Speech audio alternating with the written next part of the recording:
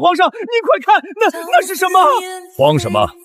一座荒岛而已，难不成还能长出金山银山来？这真的是孤星岛？皇上，那是什么船？警告：前方舰队已进入孤星岛领海，请立即放下武器，停止前进。朕的大钱要完了。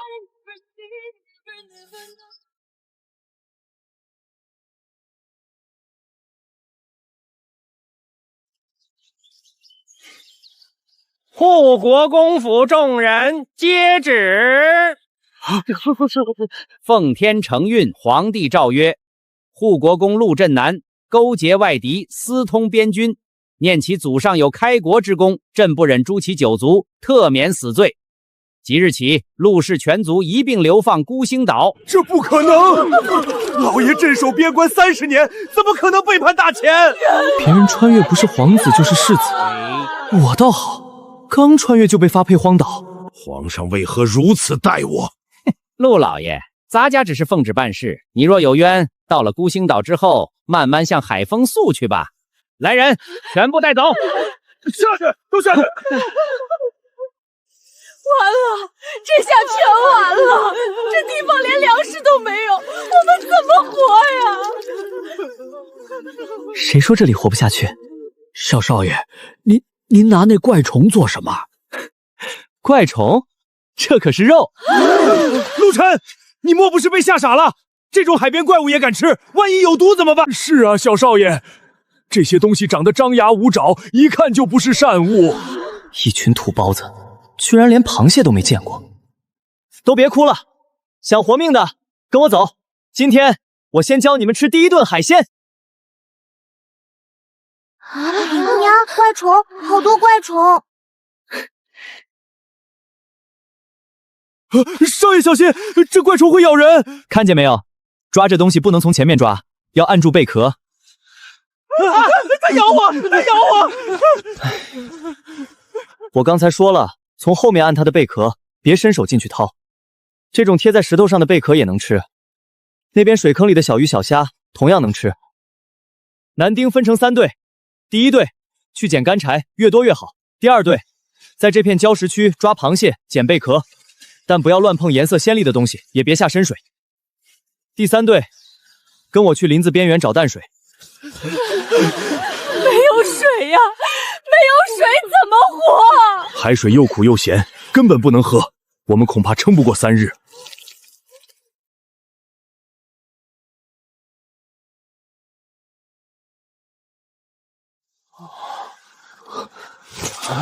这里挖，挖什么？挖水。这里怎么会有水？愣着干什么？挖！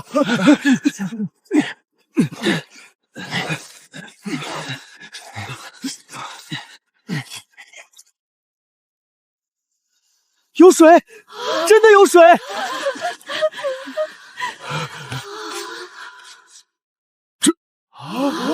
你怎么知道这里有水？草长得旺，泥土又湿，说明地下有水。这种地方挖浅井很容易出水，水太浑，不能直接喝，先放一会儿沉淀，再烧开。烧开？就是煮沸。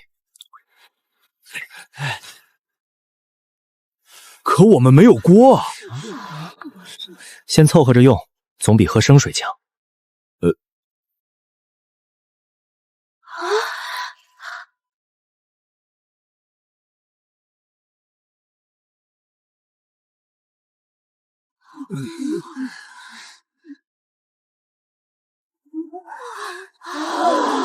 就算闻着香，也未必能吃。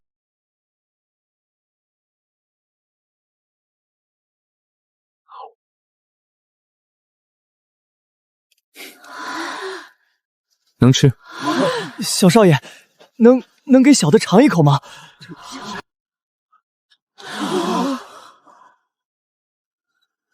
怎么样？有毒吗？香，太香了！都别急，人人有份。小少爷，我也想尝尝。给我一个！别抢，别抢，那只是我的。三叔，你不是说宁愿饿死也不吃吗？我是替大家试毒。三叔，毒不毒？尚可。陈儿，父亲，这些东西当真足够我们生存下去？只要不乱来，短时间内饿不死。海里有鱼虾贝蟹，林子里应该也有野果和猎物。眼下最重要的不是别的，而是先活下来。明天开始，先解决3件事：吃饭、喝水、睡觉。明天一早分3队，第一队继续赶海，保证所有人都有东西吃；第二队扩大水井，把取水的问题解决；第3队砍树搭棚子，至少让老人和孩子有地方睡觉。等大家安顿下来，再慢慢探索这座岛。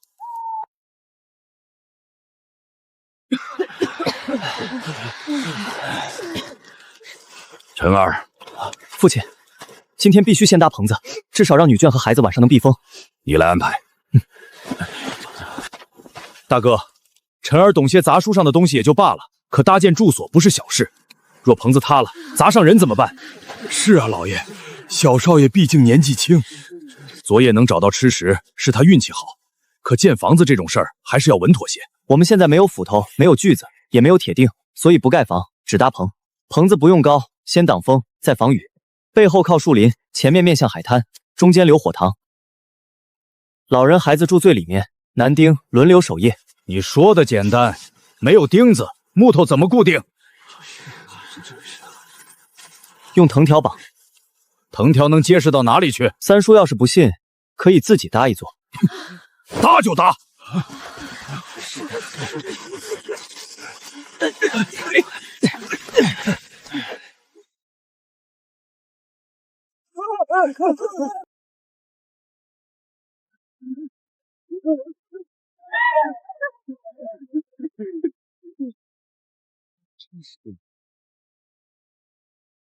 沙地不能硬插，要先挖坑，再埋石头压住。棚架不能四四方方，要做成3角。3角最稳。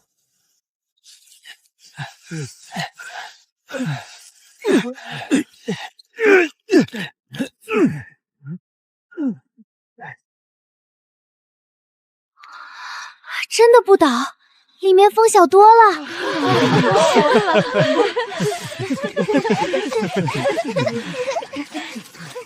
三叔，还要不再试一座？我看你这法子，倒也不是全无道理。至少今晚不用再睡在风口里了。这才像个能活人的地方。小少爷，这是什么呀？这是鱼篓，鱼能进去，就不容易出来。小少爷，这口子怎么越变越大？等退潮回来，你们就知道了。这水还是浑，先铺碎石，再铺细沙。这些东西能让水变干净？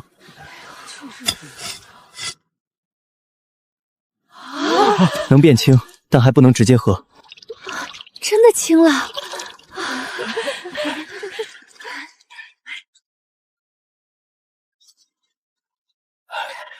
有水了，咱们真的有水了。烧开再喝。小庄主，有鱼！鱼篓里全是鱼，他们还真自己钻进去了。不是他们傻，是他们饿。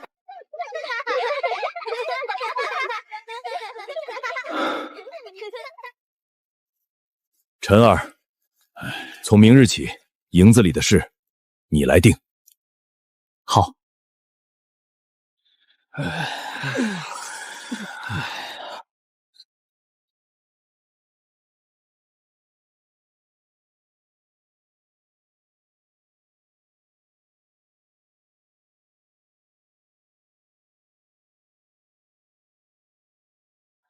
小少爷，您看什么呢？红的像锈，分量又沉，这可能是铁矿。老人和孩子负责捡柴、收草，女眷负责处理食物、编藤筐、晾晒鱼竿。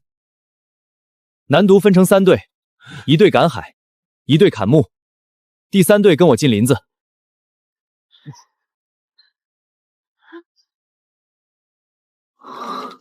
就是这里。咱们挖这么多泥巴干什么？做锅，做碗，以后还要做缸。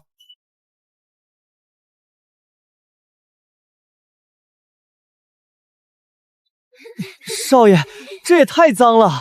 嫌脏的话，以后继续用贝壳喝水。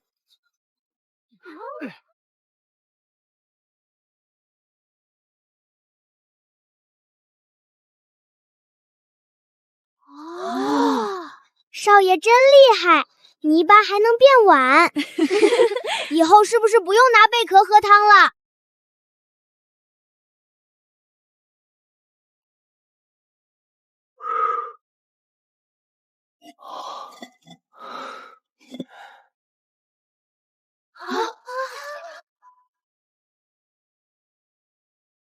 是不是坏了？全裂开了吧？第一次烧，裂几个很正常，能成一半就算成功。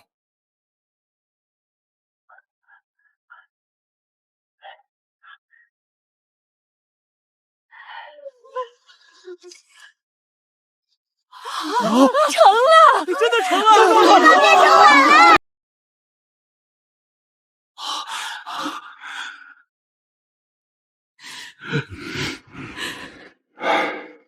晨儿，你救了大家。这才刚开始。晨儿，这次又要做什么？制盐。盐？海里不是到处都是盐吗？还用制？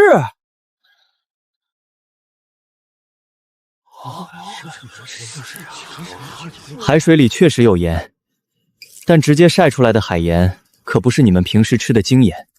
小少爷，盐不就是盐吗？海盐里面除了盐，还有苦露，里面混着很多杂质。直接吃的话，又苦又涩，吃多了还容易闹肚子。先天过滤，再熬煮，最后取盐。别装满，留出熬开的余地。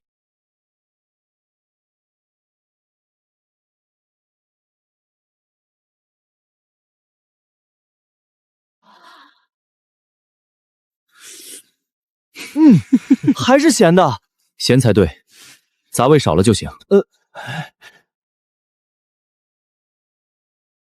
火别断，也别太猛。水越少，盐越浓。等它自己析出来。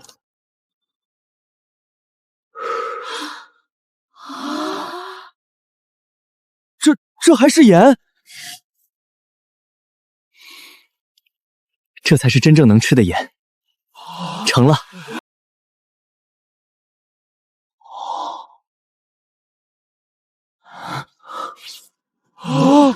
真的不苦，比以前吃的盐还好，像血一样。哇，这也太细了吧！海水晒出来的盐，居然还能再炼。以后我们不仅不缺盐，还能吃最好的盐。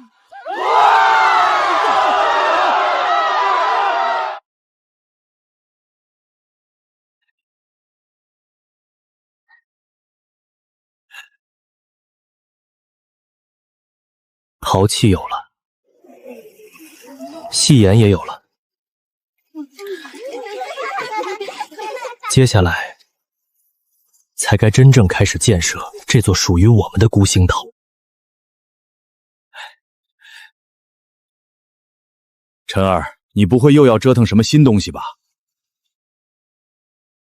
今天我们烧砖。烧砖？我们不是已经有棚子了吗？还烧砖做什么？棚子只能挡风，挡不了大雨，更挡不了台风。孤星岛四面环海，一旦遇到暴雨，棚屋很可能一夜全塌。想长期住下去，必须建真正的房子。可建房子需要木料，需要瓦片，还需要工匠。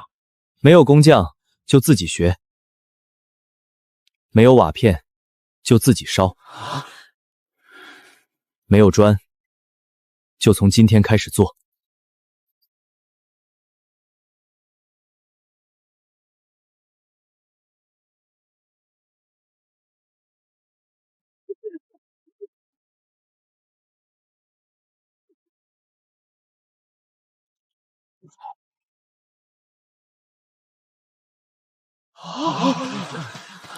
这东西倒是不难，做1块不难，做1000块才难。1000块不止。想盖房子，想垒炉子，想建窑，砖越多越好。哎，这得做到什么时候啊？咱们是不是已经能活下去了？何必这么拼？是啊，每天赶海晒盐，不也挺好吗？你们觉得现在这样就够了？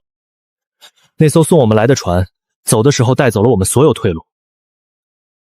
皇帝把我们丢到这里，难道是让我们在这儿度假的吗？现在我们没死，只是因为他还不知道。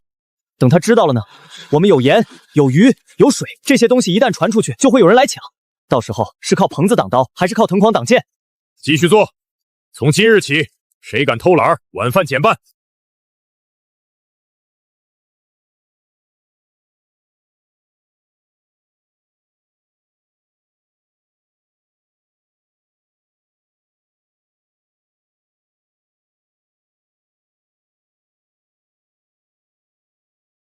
少爷，咱们不是已经有柴了吗？为什么还要烧什么炭？木柴是木柴，木炭是木炭。木柴只能做饭，木炭能炼铁。那是不是烧出炭就能把红石头变成铁了？差不多。小少爷，石头真能变铁？能不能？试过就知道。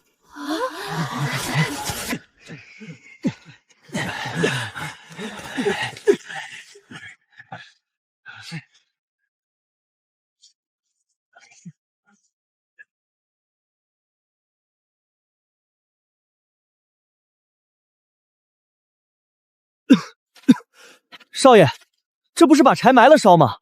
这样不会全烧没了吗？所以要少进气，让木头闷着烧，烧掉水分和杂质，剩下的就是炭。烧东西还不能让它痛快烧，这是什么道理？三叔，火烧的太旺，木头就成灰了；火烧的慢，才会成炭。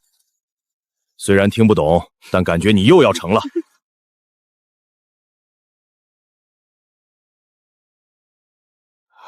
少爷，这里有我盯着就行了，您还是去休息吧。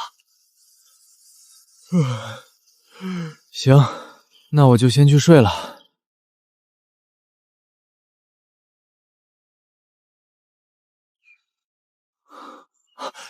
少爷，这就是炭。成了。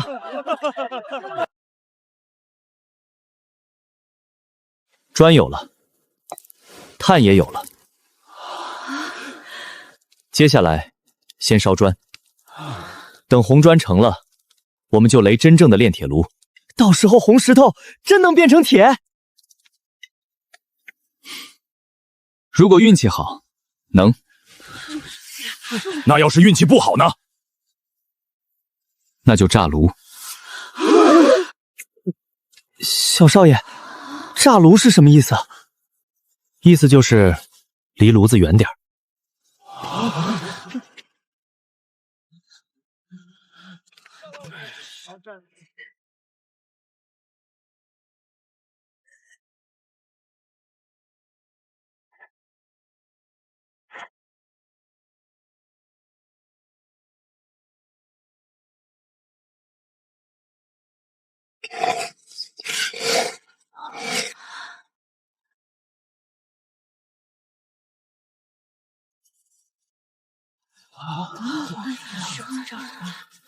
小少爷，成了吗？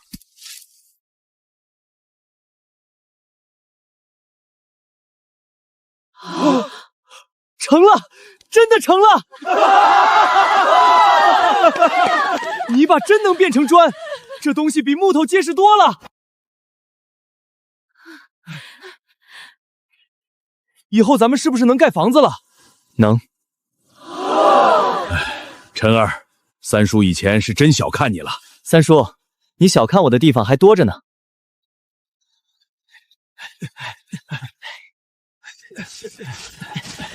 小少爷，咱们现在开始盖屋。不，先垒炉子。你还惦记着炼铁？砖有了，炭有了，矿也有了，今天就是第一炉。少爷，万一又炸炉怎么办？所以炉子垒在营地外。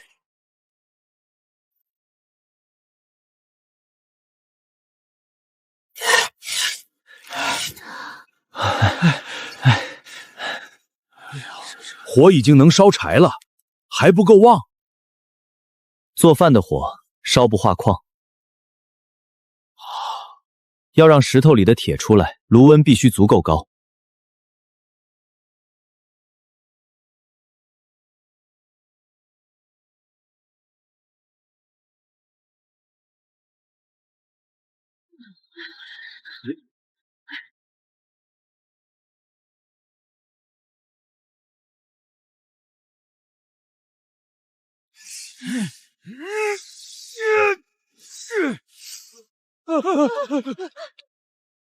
小少爷，火真的变猛了！铁呢？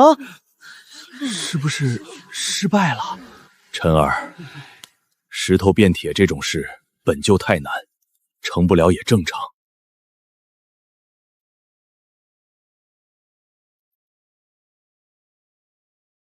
不算完全失败。这都没铁，还不算失败。炉温不够，矿石也没烧透。再改。还来？再改。当然来。烧陶，第一窑也裂了一半。烧砖，第一窑也废了不少。哪有第一次就万事顺利的？想住砖房，想有铁刀铁锅，想以后不被朝廷随便欺负，就得试。失败一次就改一次，改到它成。继续。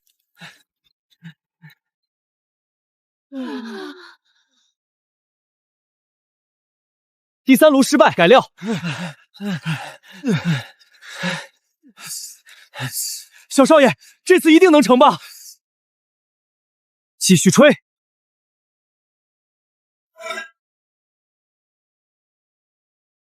这是什么？海绵铁。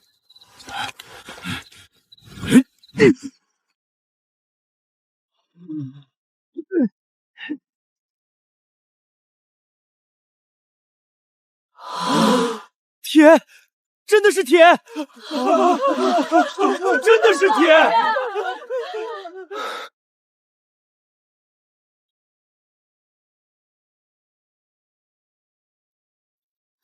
父亲，孤星岛的第一块铁。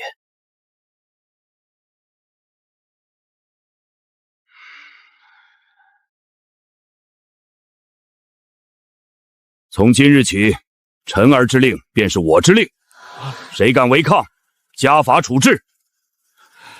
是。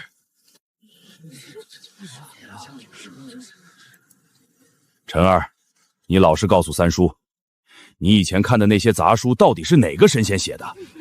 三叔，你就当是神仙写的吧。我觉得也是。小少爷，第一件铁器做什么？铁斧。刀可以以后做，现在最缺的是砍树的斧头。不好了！怎么回事？野猪，好大的野猪！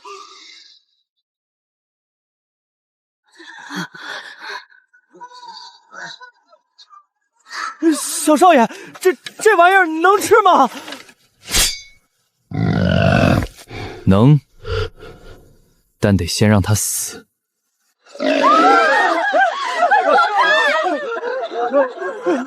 小少爷，这家伙真能吃。能吃，但他现在更想吃我们。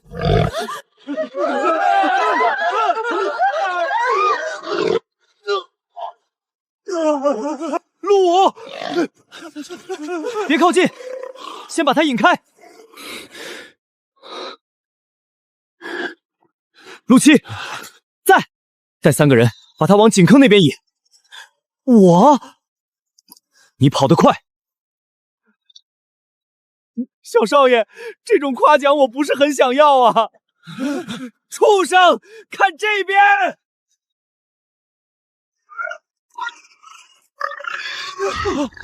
娘哎！哎呦，我的娘！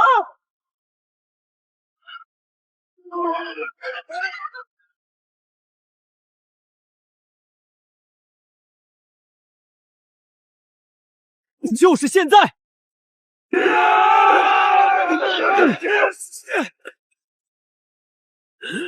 啊！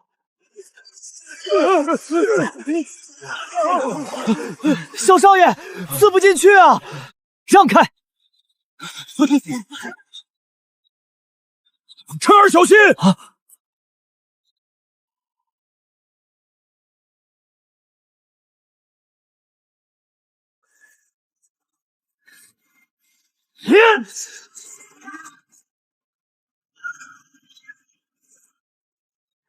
刺眼睛，刺脖子，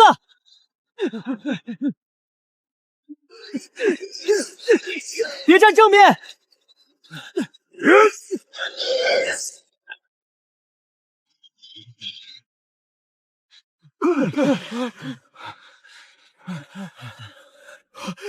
太好了，我们杀死野猪了，有肉吃了，有肉吃了！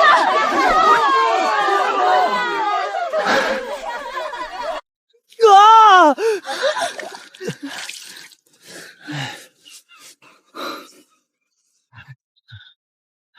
皮剥下来，别弄破。肉分3份，今晚吃1份，1份盐腌，1份熏干。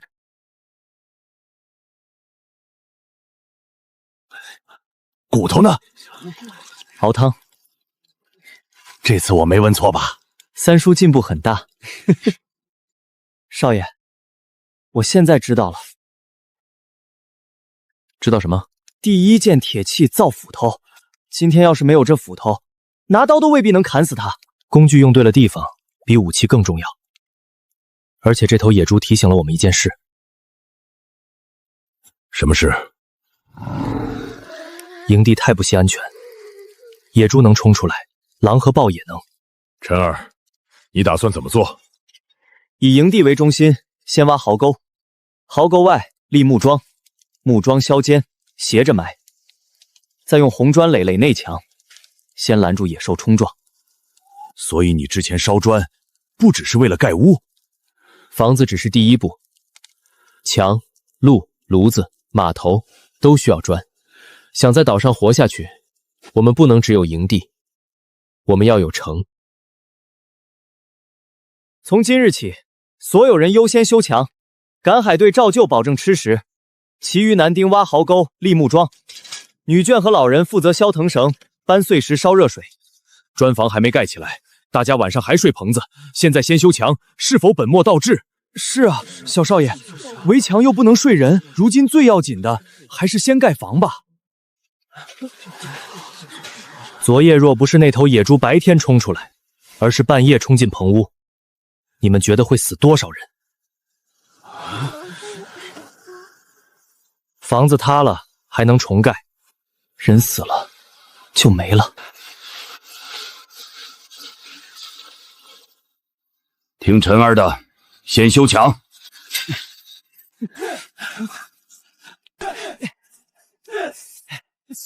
小少爷，这铁铲也太顺手了！要是早有这东西，挖井那天咱们哪用累成那样？所以工具越多，活得越轻松。以后我们不光要造铁铲，还要造铁铙、锯子、钉子。小少爷，能不能先给我造把刀？你拿刀砍树，他拿刀未必会砍树，但肯定会拿去显摆。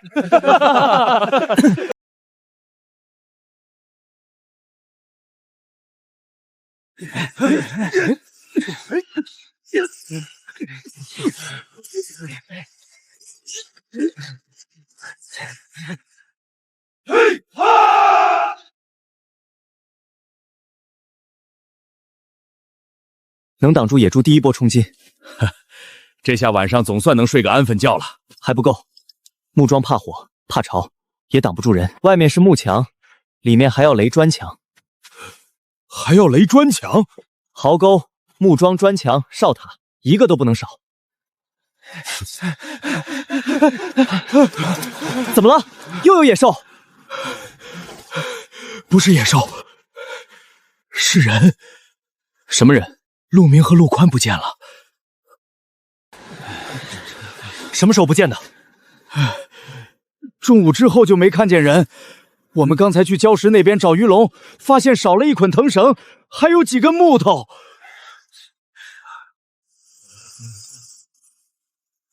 他们想造法子逃走。逃走？这里离陆地不知道多远，他们不要命了。他们要是逃回去，把岛上的事说出去怎么办？陆七，带10个人跟我去海边，其他人守住营地。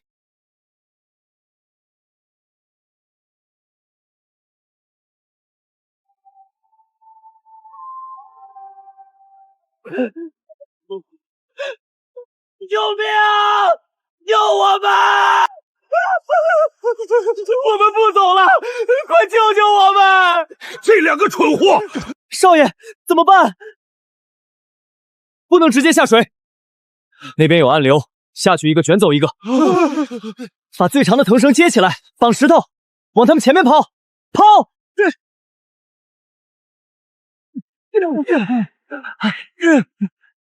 拉！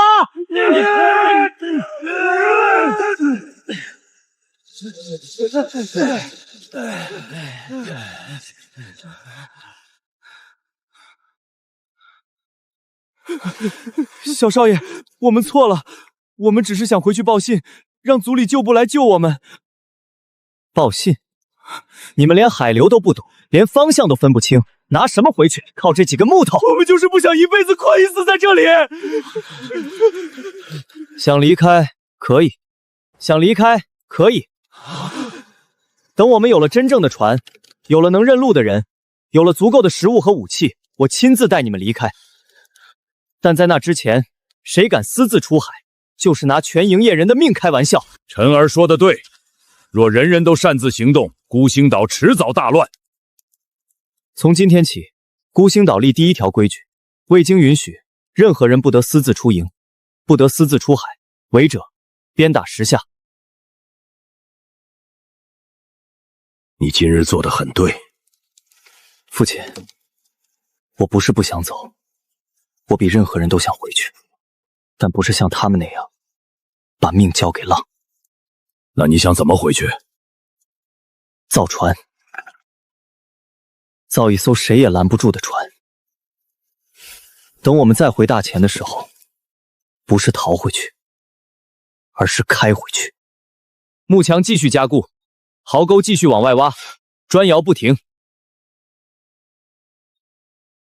另外，从今天开始，营地4周挖排水沟。小少爷，排水沟是做什么的？下雨的时候，山坡上的水会往这里冲。营地地势低，如果没有排水沟，一场大雨就能把我们泡在泥里。陈儿，这天看着不像要下雨啊。是啊，少爷，现在最缺人手，挖沟是不是太浪费力气？有这功夫，不如多烧几窑砖。可万一不下呢？三叔，你觉得孤星岛4面环海，会一直不下雨吗？排水沟不需要太深，但要有坡度，水要能流出去，不能堵在营地里。少爷，反正您说会下雨，那肯定会下。陆七，你现在倒是信得快。所有人立刻收东西，鱼竿、盐、木炭，全都搬进砖屋。火种护好，老人孩子先进屋。真要下雨？别慌，按队搬。赶海队搬盐，砍木队加固棚屋，烧砖队护窑。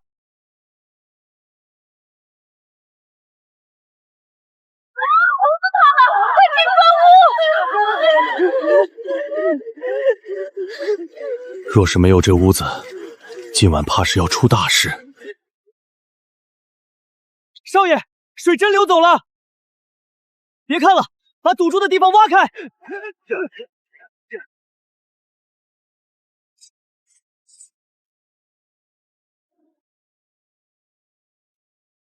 陈二，这次三叔是真的服了。三叔，你上次也这么说过，这次比上次更服。小少爷，后山塌了一块，有没有人受伤？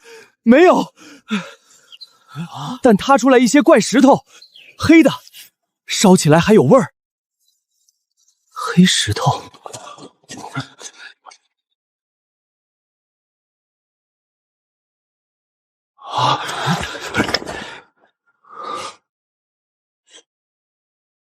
小少爷，这是什么？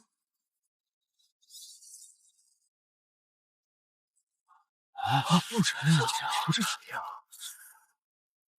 石头烧着了，这有什么妖物？不是妖物，是煤。煤是这样。木炭能炼铁，但木炭要砍树，要烧制，数量有限。煤不一样，只要挖出来就能烧。小少爷，也就是说，我们的炉子能烧得更久，砖能烧得更多，铁也炼得更多。传令下去，从今天开始，后山列为矿区，砍木队分一半人出来，改成采巢队。小少爷，这黑石头真能一直烧？能烧，但不能乱烧。为什么？这东西烟大气味重，烧不好会呛死人。挖的时候也要小心，土坡刚被雨水冲过，随时可能塌。这么危险，那还挖吗？当然挖。危险不是不能做，而是要懂规矩。第一，不能直接在下面掏洞，先从上往下倾土，挖成台阶。第二，每次只准2个人靠近，其余人在外面接矿。第三，发现土坡松动，立刻退。第四，矿区不得点明火。小少爷，不点火怎么试探能不能烧？你想在矿坡下面把自己烤熟？不想。那就听话。小少爷，这黑石头真顶用，以前烧一窑砖，柴火堆跟小山一样，现在省力多了。以后砖窑都改成这种烟道，炼铁炉也要改。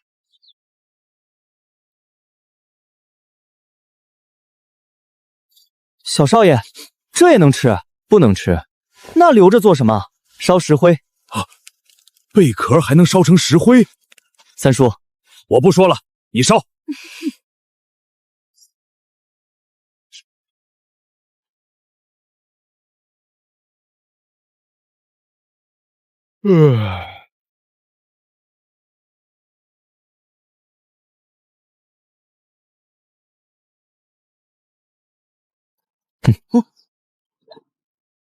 它活了！这是生石灰遇水。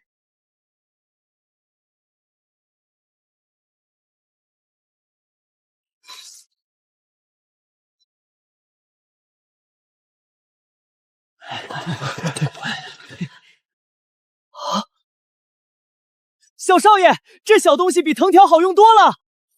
这才多久？刚登岛时，我们连水都没有，现在竟然有墙、有屋、有炉、有铁，还不够。这还不够。现在只是能活，想不被人欺负还差得远。小少爷，海上有船。朝廷的船。看不清，但不是送我们来的那艘。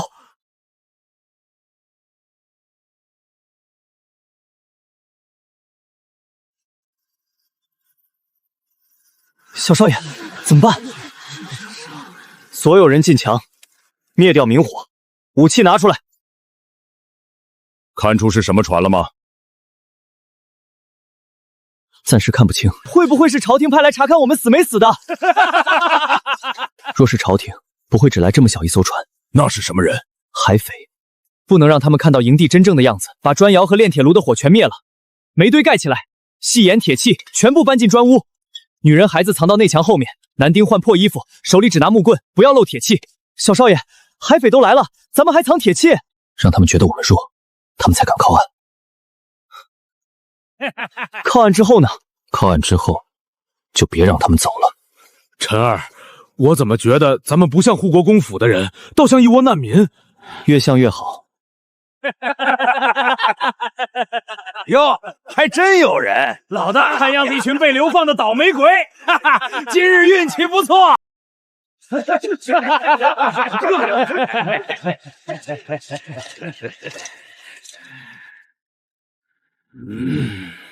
你们谁是管事的？我是。就你，一个毛都没长齐的小子。我们只是被流放到这里的人，岛上没什么值钱东西。没值钱东西？这是什么？我们抓的鱼。哼，还有锅碗。老大，盐。好盐！这岛上竟然能制这么好的盐！小子，这盐哪里来的？海水晒的。放屁！从今天起，这座岛归老子了。你们这些人都给老子干活，男人晒盐捕鱼，女人伺候兄弟们。船发浪的直接丢海里喂鱼。各位好汉若想要盐，我们可以给。老子不光要盐，老子还要人。再往前就过线了。什么线？哼，一道破沟也敢拦老子？动手！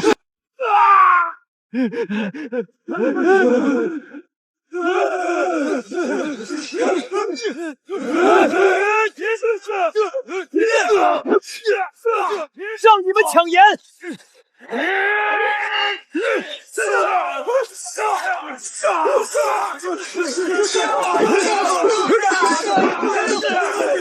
他们有铁器，快退！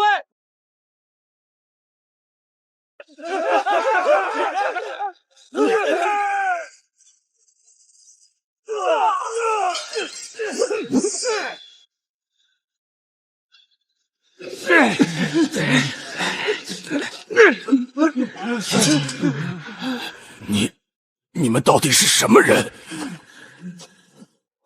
被你们看不起的流放犯。你敢动我们？我们是黑胶帮的人，我们老大有3艘大船，上百号兄弟。少爷，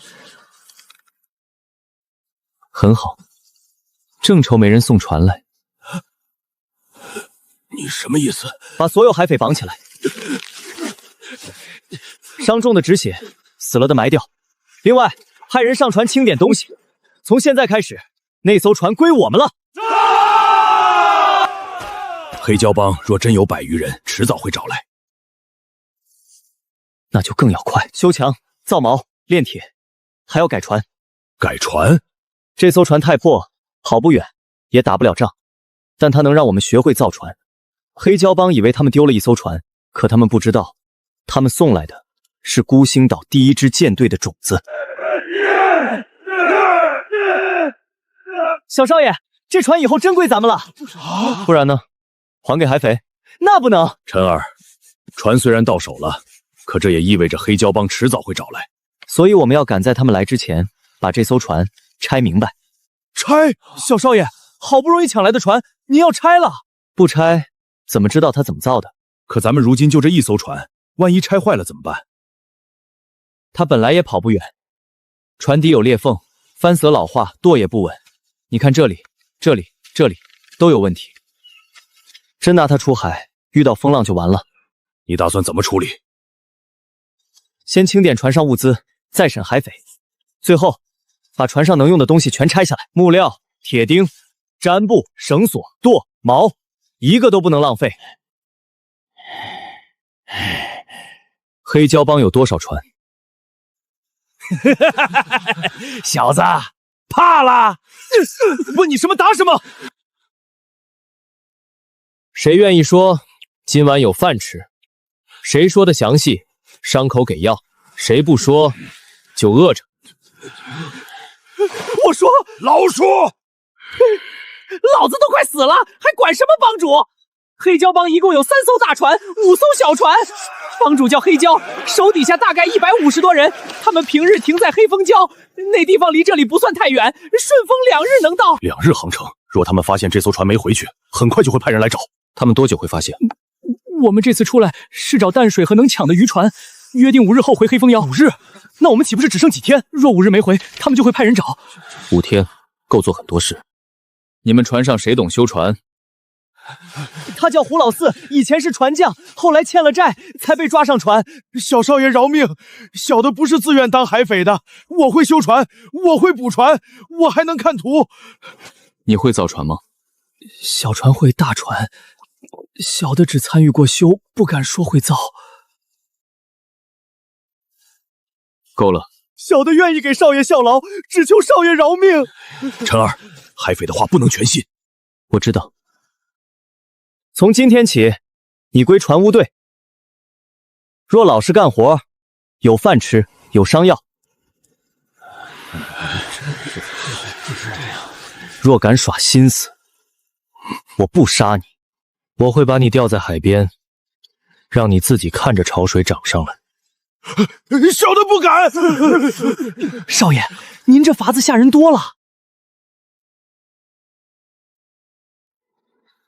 黑胶帮最早5日后发现异常，他们若派小船来查，可能7、8日后到；若直接派大船，大概10日左右。我们必须准备迎战。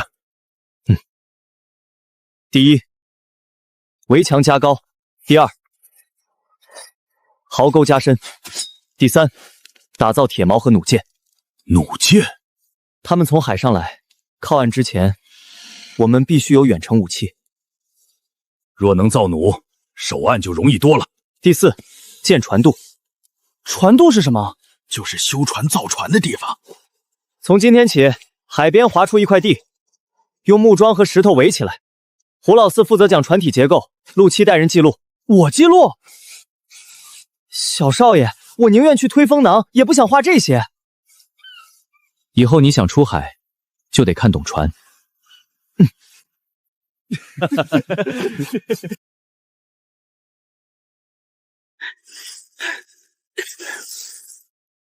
5日之后，黑胶帮或许就会发现不对。那就让他们来。你有把握？没有，但我们每一天都比前一天更强。今天我们只有1把铁斧，明天就会有10根铁矛。今天我们只会拆船，明天就能修船。他们来的越晚，我们胜算越大。哈哈哈哈！说得好。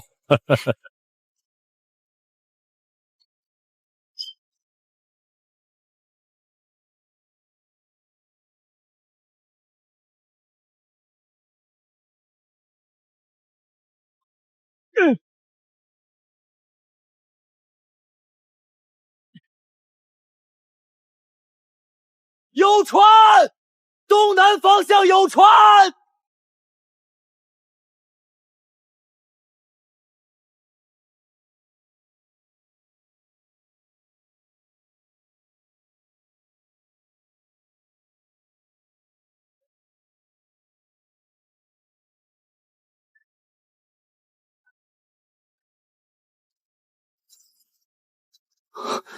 才10几个。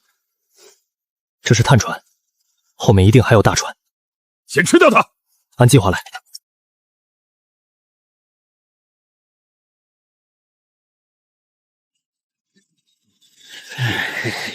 还真是这儿。老六他们的船没回来，多半就是在这岛上耽搁了。会不会出事了？哼，一群流放犯能出什么事儿？估计是这里有好东西，舍不得回去了。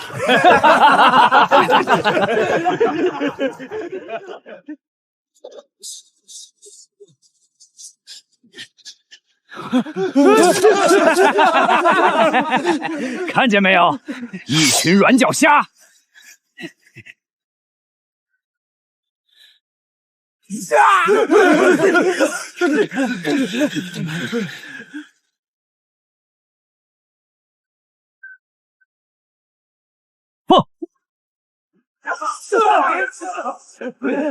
有埋伏！撤！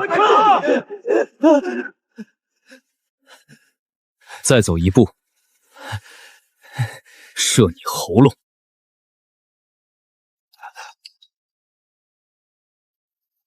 下一届不会骗。不想！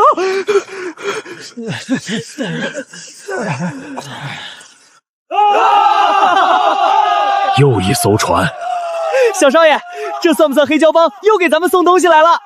这只是探船，真正的大船很快就会来。还有多久？我们只是先来探路，大当家就在后面，最多2日。2日后，黑胶帮3艘大船都会到。2日够了。小少爷，2日能干什么？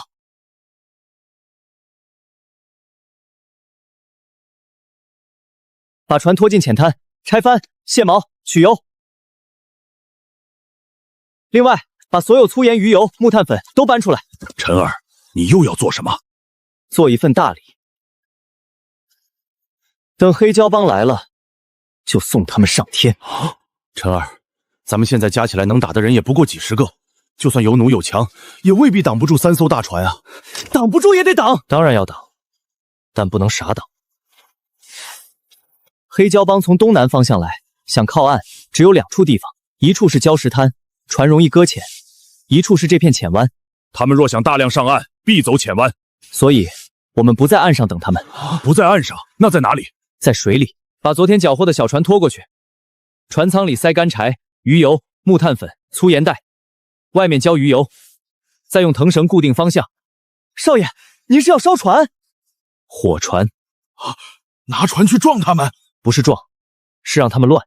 黑胶帮有3艘大船，靠近浅湾时速度不会太快，只要火船顺着潮水冲过去，他们要么躲，要么撞。只要他们阵型一乱，我们才有机会。若火船没撞上呢？那就还有浅滩目标。趁退潮，把削尖的木桩埋进水下，涨潮后看不见。小少爷，这些木桩真能扎破船？若是大船慢慢过，未必；可若是慌乱转向，船底撞上去，轻则漏水，重则卡死。我们要的就是他卡死。怕吗？怕，怕才正常，但怕也得打。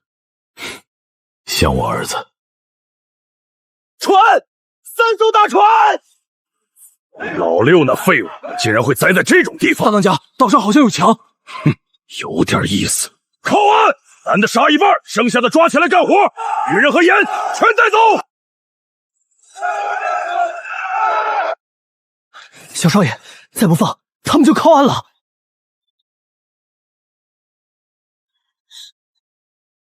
点火！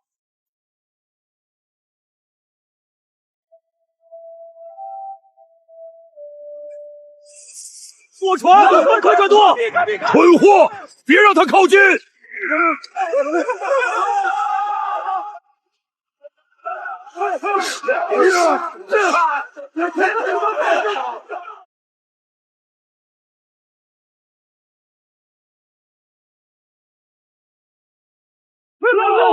船漏了！放箭！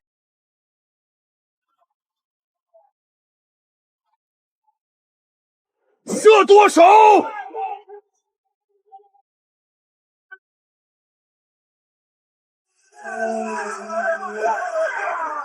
上岸！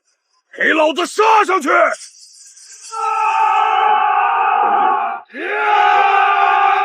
让他们踩陷坑。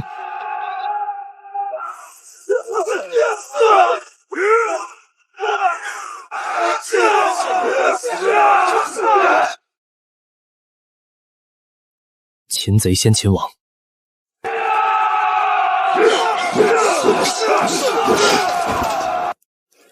你是这群人的头，杀你的人，老东西，口气不小。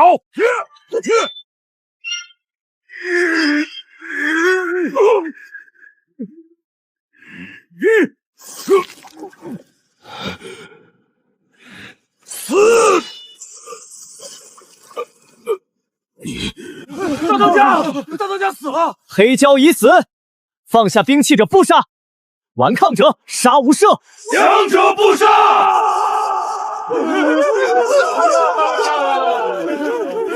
火船残骸别靠近，等烧完再处理。派人看住3艘船，能拖的拖上岸，所有俘虏捆起来，分开关押。父亲，你受伤了，皮肉伤，不碍事。先包扎。现在岛上你可以不听皇帝的，但得听大夫的。大哥，臣儿说的对。臣儿，这一仗之后，附近海域只怕都知道黑蛟帮没了，所以我们更要快，还要快。黑蛟帮没了，不代表海上就安全了。他们抢了这么多年，也可能还有靠山。消息传出去，别人会想知道是谁吞了黑蛟帮。臣儿说的对，胜了这一场，不是结束，而是开始。从明日起，孤星岛全面扩建，俘虏分队干活，愿意归顺的编入劳工营，不愿归顺的继续拎铁，船务扩建3倍。我们要在最短时间内把这些船修好。小少爷，修好之后呢？之后，我们就不再是被困在孤星岛上的人，而是这片海域新的主人。